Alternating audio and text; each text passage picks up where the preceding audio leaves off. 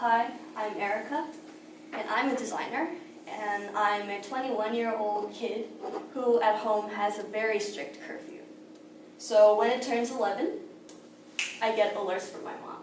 Next, please. This, a lot of question marks, which is not a good sign. I can't tell her that I'm still hanging out with friends drinking and laughing and talking, because, next please, this is what happens. So I have to tell her a white lie for everyone's happiness. At this point, what if I say creating a good lie and creating a good design has something in common? Well, let's take a look at the creation of a good lie.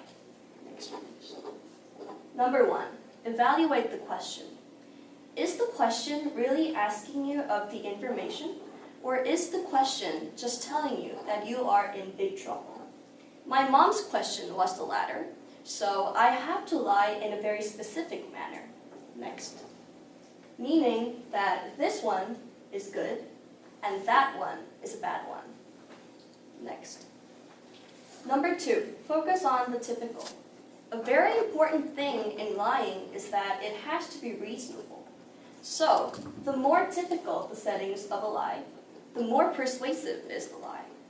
So first, the act. What is the most typical thing that I do in my daily routine? And second, the virtual components of a lie. With whom do I hang out with most frequently? Next, please. So number 3, build a familiar story. From all the options that I mentioned, you make a story compelling, but in a familiar way. And this is the most important part of the whole process, because we do not make up the whole story from nothing. We just change the very end of the true existing story.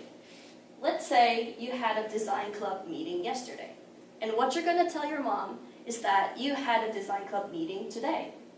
So all the details within the club meeting storyline remains the same, like the people you engaged with, or maybe the activities that you participated in. But you change the very end, which is the date. So all the suspicions and all the uncomfortableness are gone just like that, and you and your mother are both at comfort, but certainly for different reasons. So we've looked at, next slide please, 3 strategies of telling a lie. And at this point, the creation of a good design follows the exact same pattern. Next, please. So, imagine that we're at the party. And here's Oki Sato, the designer. He's a head designer of the studio Nendo, which is Japan's worldwide famous design studio. And the party director comes up to him and requests him an offer. When making cocktails, like gin cocktails, such as gin and tonic, you have to squeeze in lime juice into the cocktail. So your hands easily get sticky and dirty, and when the lime peels roll over the ground, the whole party gets untidy. So the party director requests Oki for a solution. And this is what Oki did. Next. Number 1, evaluate the question. Where did this request come from? The lime squirts were messing up the whole place, so it was a very urgent question. So Oki will have to come up with a very specific solution rather than next. Like this kind of a design slogan. This thing wouldn't work. Next, please. Number 2, focus on the typical. So Oki begins to observe the people at the party. They picked up the lime, squeezed it, and put it back on the table. And when their hands got sticky and wet, they just wiped their hands on the table, on the chair, or sometimes on their clothes. And also, they just threw away the lime peels anywhere. Next, please. So number 3, build a familiar story. From all the observations and recognitions that he had, he came up with this idea. Next, please. A lime silicone case. It looks just like the lime served.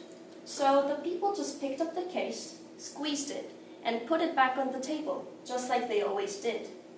But the silicone case, which is what I refer to, a slight change in the very end, changes everything and intervening the process. Because no one's hands hands, clothes, tables, and chair were no longer dirty. Okay, so what's very important here is that no one actually realized any uncomfortableness or anything odd about all these amazing changes. This happens because of this. All the typical things made the whole difference, so no one felt uncomfortable or odd about it.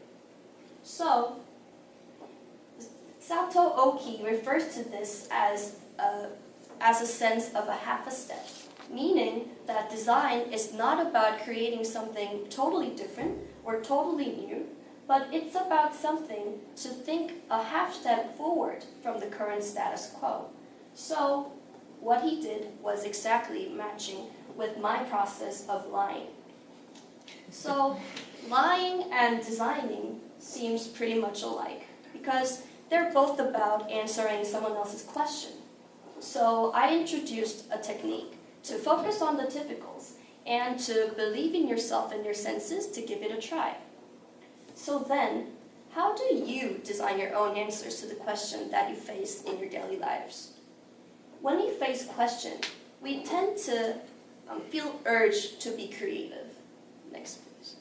And this urge to be creative, the creative obsession, is what makes the actual creativity a bad one. So, instead of just beating your brain out for seeking uniqueness and creativity, how about just believing in your own senses and yourself to give the most typical things a try? Sometimes the most obvious is where the most brilliant answers come from. Thank you for listening. So this is it for the presentation. And I would like to discuss more deeply into the topic by dealing with these two discussion questions. So I introduced my own way of problem solving, which was by looking at the typical things to find something creative and something brilliant and something that I could possibly satisfy my mom. So if you guys have any experiences or any methods that you have for problem solving in your daily lives, please feel free to share that.